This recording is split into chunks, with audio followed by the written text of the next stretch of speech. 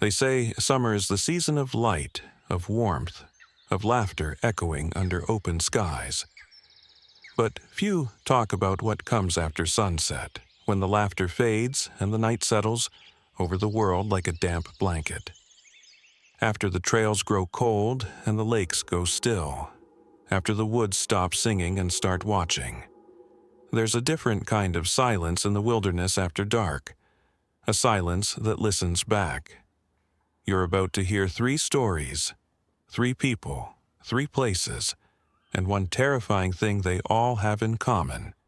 They didn't listen to the warnings.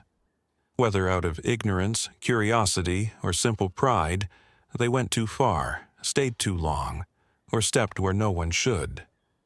So, if you're alone, don't worry. These stories can't hurt you. Not really, as long as you don't remember them after dark. I was 17 the summer we decided to get lost on purpose.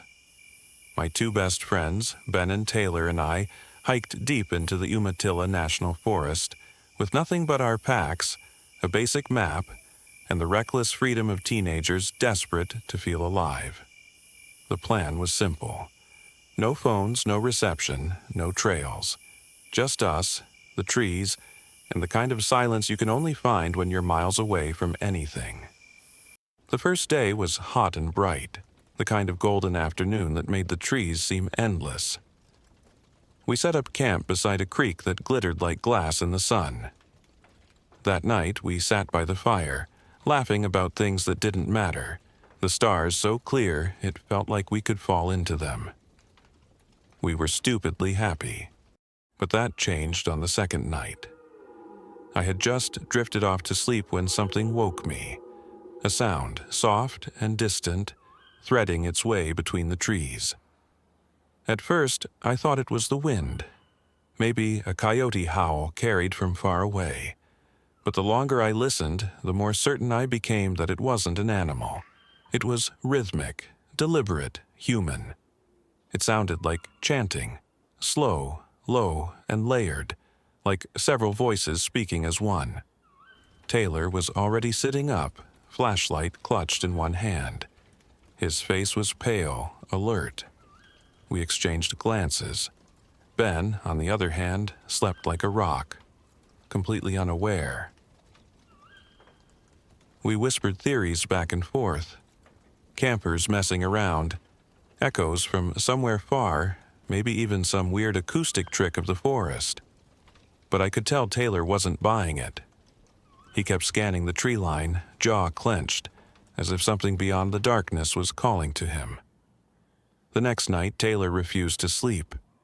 He sat by the dying fire with a knife in his lap and the flashlight beside him, staring into the woods like he expected something to step out and greet him.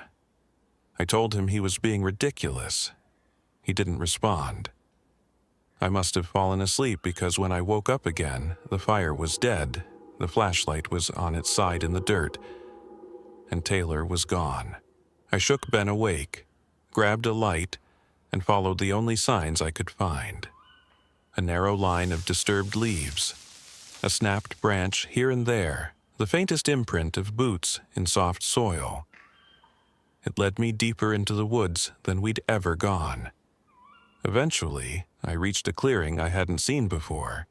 It was wide, unnaturally circular, the grass inside pressed flat like something had recently occupied it. And at the far edge, standing perfectly still, was Taylor. He had his back to me, shoulders low, hands limp at his sides. I called his name. He didn't move. I stepped closer, hesitant, and finally he turned. His eyes were wide, too wide, not in fear, but in awe. His expression was blank and unsettling, like he had seen something that rewrote what he believed was possible. And then he smiled. Not a happy smile. A vacant one.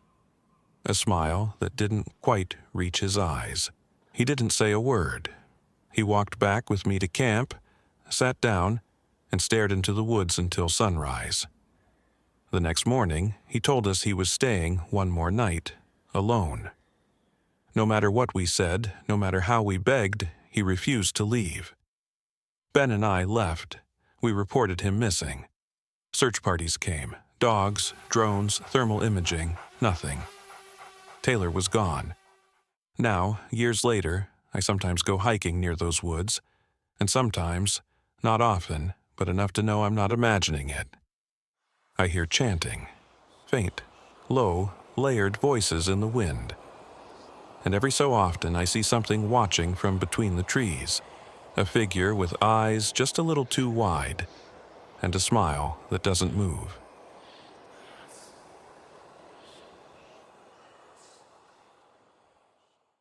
I've spent most of my adult life chasing quiet. That's what fishing is to me, not sport, not hobby, but a kind of medicine. I know every stream and current in this part of Tennessee like I know the lines in my own hands. But last summer, I found a river that shouldn't exist. It wasn't on any map, paper, digital, satellite, nothing. I stumbled onto it after taking a wrong turn on an old hunting trail, the kind no one maintains anymore. One minute, I was surrounded by pines and ferns, and the next, the trees opened up and there it was. A narrow river, maybe 15 feet across, perfectly still. Not a single ripple, no birds, no buzzing insects, just silence. My younger brother, Jack, was with me. He's always been quieter than me, but as we stepped up to the riverbank, something changed in him. He grew still, unnaturally so. His eyes locked onto the water, and he didn't blink for a long time. We set up camp nearby, even though something in my gut told me we shouldn't. That night, Jack barely spoke. He sat by the fire, back turned to the water, like he was listening to something I couldn't hear. Around 2 a.m., I woke up to a sound I couldn't place at first. Soft, deliberate dripping. I realized Jack's sleeping bag was empty. I rushed to the river. He was standing knee-deep in the water, back to me, arms hanging limp at his sides. I called his name. He didn't respond. Then, without turning, he spoke. Only it wasn't Jack's voice. It was flat, distant, hollow, like someone imitating his tone, but missing all the life in it. He said, "It doesn't hurt if you don't fight." I pulled him out of the water. He didn't resist. He didn't even flinch. I sat him by the fire. He stared into the flames until morning. When I woke up, he was gone. No prints, no sign of struggle. But in the wet dirt near where he slept, I found footprints, barefoot, leading back to the river. That river still isn't on any map, but I know it's there, and sometimes, in my dreams, I see Jack, standing in the water, his eyes empty, smiling. It was supposed to be one last trip before life took us all in different directions. 4 friends, 1 weekend, and the mountains of Colorado. Our final salute to the freedom of our 20s. We'd done this every year since college, but this time felt different. Nostalgic, heavy, like something was about to end. Devin found the spot. Said he'd seen it on an old forum shared by hikers who liked to go off-grid. No trails, no amenities, just coordinates. We followed them. The deeper we went, the stranger the trees became. Tall, twisted things with bark that seemed burned black near the base. The forest grew too quiet. We joked about serial killers and cryptids, the way guys do when they're pretending they're not uneasy. Then we saw it. Nestled between 2 ridgelines, hidden by a wall of thorns and shadow, was the cabin. Or what was left of it. The structure had burned long ago. Half the walls were gone, the roof collapsed. But in the center, untouched by flame or time, stood a single wooden chair, upright, clean, facing the doorway as if someone had just stood and walked away. We should have left then, but we were tired, curious, stupid. That night, around 3 a.m., something moved outside the tent. Not walking, dragging, A slow, scraping pull that circled us again and again, then a voice. Calm, close. Let me in. Devin unzipped the tent, shone his light. Nothing, but I saw it. For half a second, just beyond the trees, something tall, humanoid but all wrong. Skin like bark and ash, hollow eyes, watching, waiting. At dawn, we ran. No breakfast, no pack-up, just movement. I don't know what burned that cabin, but I know something survived it. And it saw us.